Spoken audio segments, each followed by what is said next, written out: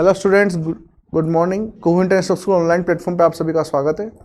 हम लोग जब लास्ट लेक्चर में पढ़ रहे थे तो उसके अंदर हम लोगों ने देखा था कि किस तरीके से जो थर्मोडायनेमिक्स इक्विलिब्रियम है, जो ऊष्मागति की साम्यावस्था है वो प्रभावित होती है। ठीक है, वहाँ पर मैंने लास्ट लेक्चर में जाते जाते बोला था कि इसके अंदर जो इक्वेशन बनी है इसके ग्राफ जो है वो हम लोग अगले लेक्चर में देखेंगे। ठीक है, तो आज जो है हम लोग इसके ग्राफ देखेंगे बच्चों। ग्राफ किसके कि जो इक्वेशन है, जो हमारी लास्ट में इक्वेशन बनी थी, log 10 बेस के बराबर delta S naught upon 2.303 R T minus delta H not upon R T नहीं था, यहाँ पे आर ही था सिर्फ, 2.303 आर टी। ये हमारी इक्वेशन बनी थी और इस इक्वेशन के अकॉर्डिंग अब हम लोगों को बनाना है ग्राफ। ठीक है, इसके अंदर हमें बनाना है ग्राफ। तो सबसे पहला जो ग्राफ आएगा हमारा वो केस है, यहाँ पे सबसे फर्स्ट केस है इफ डेल्टा एच नॉट बराबर पॉजिटिव। अगर डेल्टा एच नॉट पॉजिटिव हो और हमें ग्राफ बनाना हो log 10 बेस के वर्सेस 1/t, इसके बीच में हमें ग्राफ बनाना हो तो कैसे बनाएंगे। ठीक है, तो सबसे पहले तो इस इक्वेशन को आप इस फॉर्म में लेके जाओ कि वो क्या हो जाए, y is equal to mx plus c हो जाए। जो आपकी स्ट्रेट लाइन की इक्वेशन है, सरल रेखा की जो समीकरण होती है, y is equal to mx plus c, उसके अंदर ये कन्वर्ट हो जाए। ठीक है, तो पहले वहां जाओ। तो ये देखो, ये y पर ही है हमारा, इसमें कोई दिक्कत है नहीं हमें, लेकिन x पे जो है वो क्या है 1/t। इसका मतलब ये x हो जाएगा, तो ये जो बाकी बचेगा वो क्या हो जाएगा m, और ये क्या हो जाएगा आपके पास c। तो इसको इस तरीके से आप अरेंज कर दो, मैं अरेंज कर देता हूं इसको। देखो log 10 बेस के, ये हो गया मेरे पास में y। ठीक है, और यहां पे आ जाएगा आपके पास में minus delta H not upon 2.303, ये आपके पास में हो जाएगा m पूरा, और x आपके पास में हो जाएगा 1/t, जो आपके x एक्सिस पर है। x अक्ष पे जो रखा हुआ है वो क्या है आपके पास में x, तो ये आपके पास हो जाएगा 1/t x प्लस c का है आपके पास में c है delta S naught upon 2.303 r। तो ये हो गया मेरे पास में y is equal to m x plus c की इक्वेशन। अब देखो यहाँ पर दो चीजें हो रही है, y और x मुझे पता पड़ गया, लेकिन m जो है यहाँ पर यह है नेगेटिव और c जो है यह है पॉजिटिव। जो मैथ्स के स्टूडेंट है उनको पता रहेगा कि ये ग्राफ कैसे बनाना है। ठीक है, जो मैथ्स के स्टूडेंट उनको इजीली पता पड़ जाएगा ग्राफ किस तरह। अगर आपकी प्रवणता टेंजेंट, m को बोलते हैं टेंजेंट या प्रवणता, टेंजेंट या प्रवणता, अगर आपका माइनस में है तो प्रवणता अगर प्लस में होती है तो ऐसे ऊपर की तरफ चढ़ती है, और माइनस में होती है तो नीचे की तरफ आती है। और C पॉजिटिव है तो C पॉजिटिव जब होता है, ध्यान रखना, वो एक्सिस जो कटता है कांस्टेंट जो नियत रहता है वो कहां कटता है, y पर। अगर C नेगेटिव होता है तो कहां कटता है, x पर। ठीक है, तो यहां पर C पॉजिटिव है, इसका मतलब यहां पर कहीं कट रहा होगा, है ना, यहां पर कहीं कट रहा होगा। और जब यहां पे कहीं कट रहा होगा और प्रवणता क्या आने वाली है, इसकी टेंजेंट ऊपर की तरफ नहीं नीचे की तरफ, तो मैं यहां से काट देता हूं, देखो इस तरीके से। क्लियर, ये केस है इसका। तो यहां पर जो है आपके पास में थीटा इस तरीके से आने वाला है, ये थीटा रहेगा आपका। टेन थीटा बराबर 1 बराबर कितना, minus delta H not upon 2.303, और ये सी कितना हो गया आपके पास में, ये सी हो गया delta S naught upon 2.303 R. ये हो गया हमारा पहला केस, जब डेल्टा एच क्या है, पॉजिटिव, है ना। अगर डेल्टा एच नेगेटिव हुआ तब क्या होगा वो चेक करना है। ठीक है, अगर डेल्टा एच नेगेटिव हुआ तब क्या होगा, देखो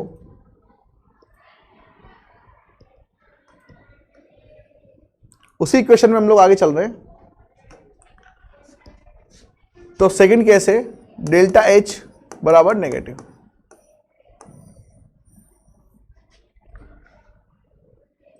तो देखो बच्चों, ये log 10 वर्सेस के log 10 के वर्सेस 1/t में ग्राफ बनाना है। वही इक्वेशन है मेरे पास में है, log 10 बेस के बराबर delta S naught upon 2.303 r minus delta H naught upon 2.303 RT। अभी अगर ये नेगेटिव हो जाए तो नेगेटिव नेगेटिव क्या हो जाएंगे भाई? पॉजिटिव। नेगेटिव नेगेटिव क्या हो जाएंगे? पॉजिटिव। तो ये y इज इक्वल टू क्या हो जाएगा? ये हो जाएगा माइनस माइनस प्लस हो जाएगा mx, और ये क्या हो जाएगा? c। इसका मतलब c कुछ कट रहा होगा यहाँ से, प्रवणता टेंजेंट जो ऊपर की तरफ जा रहा होगा, ये ग्राफ बनने वाला है। ठीक है, ये ग्राफ बनने वाला है। इसका मतलब टेंजेंट यहाँ से कहीं से कट रहा होगा इस तरीके से, ये हो जाएगा आपके पास में थीटा। ये हम लोगों ने तब लिया है जब डेल्टा एस नोट भी क्या है यहाँ पर? पॉजिटिव। ध्यान रखना, अगर डेल्टा एस नोट यहाँ पे नेगेटिव हो गया तो दिक्कत हो जाएगी। यहाँ पर डेल्टा एस नोट क्या है? पॉजिटिव। और m जो है आपकी क्या हो गई? ये भी पॉजिटिव हो गई, ऊपर की तरफ कटेगी। ठीक है, x आपका 1/t है, और जो c है आपका वो कट गया आपके पास में, ये ना, ये जो c है ये आपके पास में हो जाएगा delta S naught upon 2.303 r। ये c जो है आपके पास में, यहाँ पर c जो है ये क्या आ रहा है? पॉजिटिव। और m भी क्या है आपके पास? प्रवणता, ये भी पॉजिटिव। टेंजेंट भी क्या आपके पास है? पॉजिटिव। तो ये केस आएगा। तो ये केस है डेल्टा एच नेगेटिव में पहला, व्हेन डेल्टा एस नोट बराबर पॉजिटिव। अगर डेल्टा एस नोट नेगेटिव आ जाए इस केस में, इस केस में अगर आपके पास में delta H naught, B case में अगर delta H naught, sorry delta S naught, delta S naught आपके पास में क्या आ जाए? नेगेटिव। मतलब डेल्टा एच क्या हो जाए? पॉजिटिव, और डेल्टा एस क्या हो जाए? नेगेटिव। ये केस है वो। तब क्या होगा? तब इक्वेशन बनेगी log 10 बेस के बराबर delta S naught upon 2.303 r minus delta H naught upon 2.303 RT। अब ये अगर नेगेटिव हो जाए और ये क्या हो जाए? पॉजिटिव, तो देखो इक्वेशन क्या रह जाएगी आपके पास में?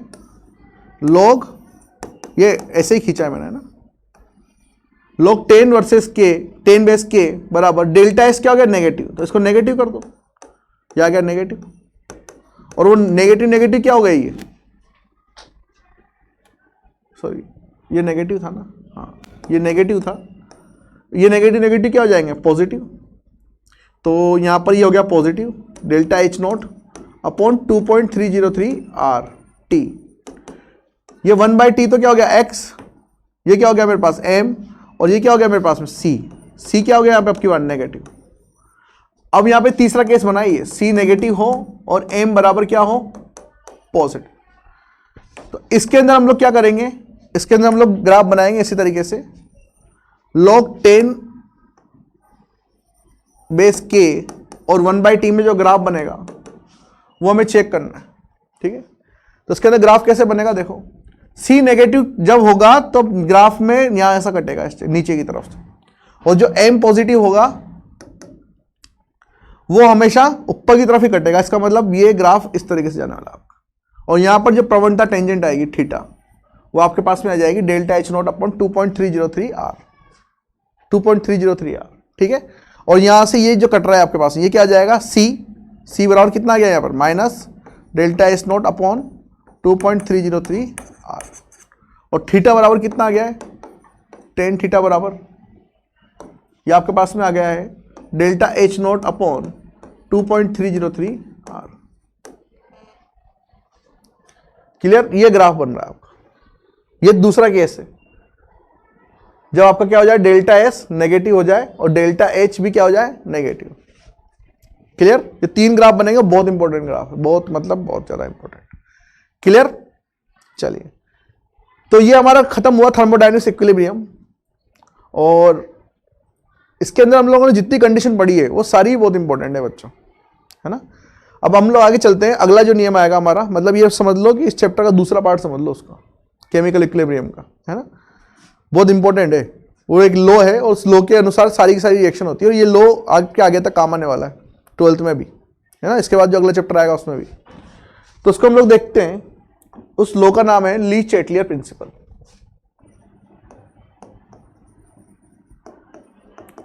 ली चैटलियर प्रिंसिपल, और हिंदी में इसको बोला जाता है लो सातिले नियम।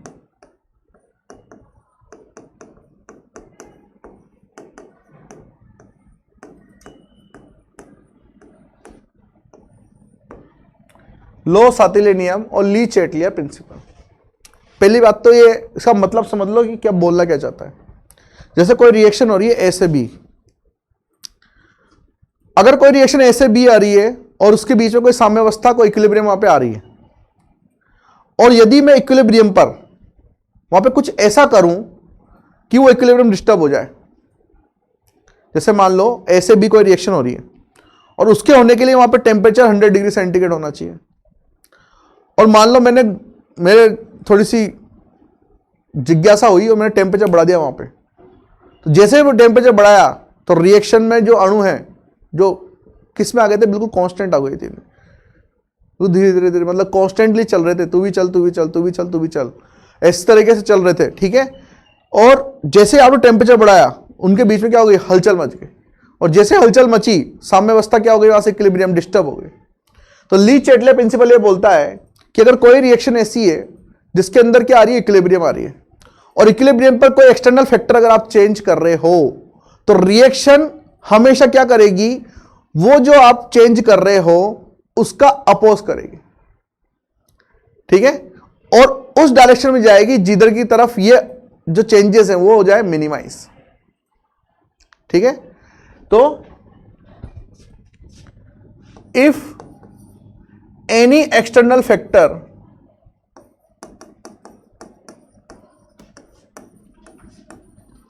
are change on equilibrium, then equilibrium will disturb.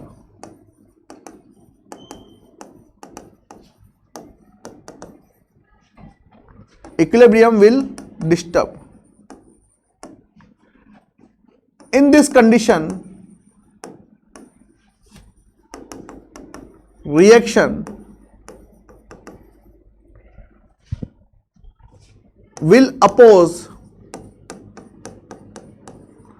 that changes and goes into that direction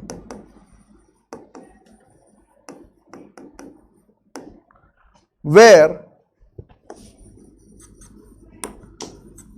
these changes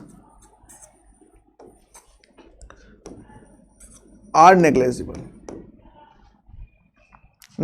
or minimize, या फिर these changes can be minimized.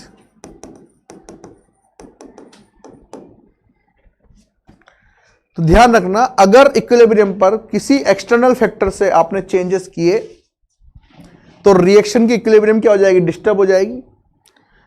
In this condition reaction will oppose that changes.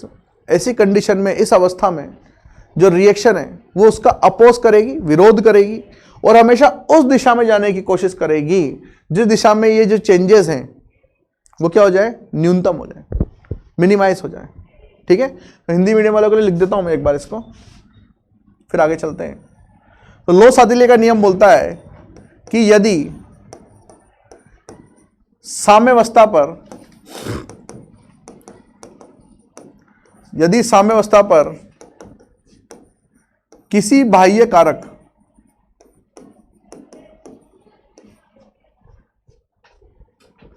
में परिवर्तन किए जाएं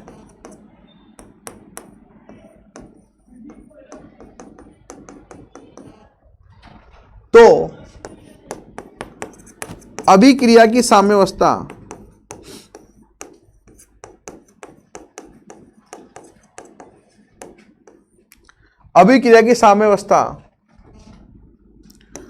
परिवर्तित होगी एवं इस अवस्था में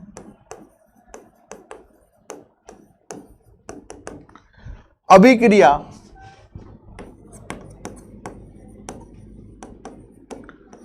उस परिवर्तन का विरोध करेगी, एवं ज्यादा हो गया, एवं उस दिशा में जाएगी, उस दिशा में जाने की कोशिश करेगी, उस दिशा में जाने की कोशिश करेगी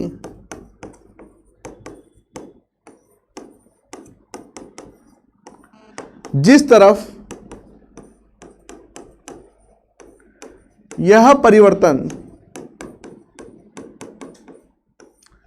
न्यूनतम हो जाए, जिस तरफ यह परिवर्तन न्यूनतम हो जाए। अब ये बाह्य कारक कौन से हैं, ये पहचानने आप। और बाह्य कारक क्या हो सकते हैं, जैसे ताप, दाब, सांद्रता, गैस के मोल हो जाए। अब गैस के मोल और सांद्रता में एक साथ ही लूंगा, ठीक है, अलग अलग नहीं लूंगा। हो सकता है उत्प्रेरक चेंज हो जाए, ठीक है, हो सकता है अक्रिय गैस से मिला दी जाए। अब अक्रिय गैस से दो तरीके से मिलाई जा सकती है, एक कांस्टेंट वॉल्यूम पर, अक्रिय गैस मतलब inert gas, addition of inert gas, है ना, at constant volume at constant pressure, अलग अलग तरीके से। तो एक एक करके सारे फैक्टर हम लोग चेक करेंगे। तो सबसे पहला फैक्टर रहेगा हमारा, वो रहेगा इफेक्ट ऑन कंसंट्रेशन, ठीक है। सबसे फर्स्ट फैक्टर रहेगा हमारा इफेक्ट ऑफ कंसंट्रेशन, कि अगर हम लोग कंसंट्रेशन चेंज करें तो इक्विलिब्रियम पे क्या इफेक्ट पड़ेगा, ठीक है। सांद्रता का प्रभाव,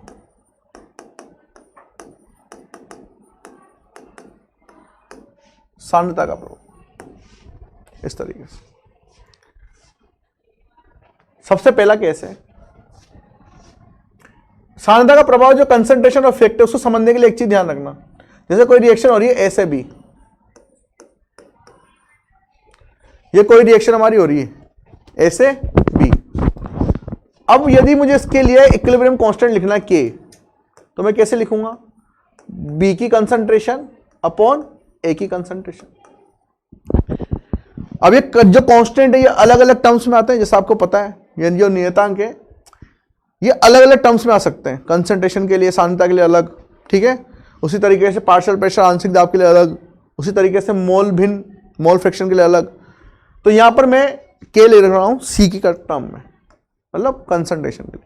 तो बी की कंसंट्रेशन अपॉन ए की कंसंट्रेशन, और ये क्या है, एक तरीके से कांस्टेंट है, ये क्या है, कांस्टेंट है।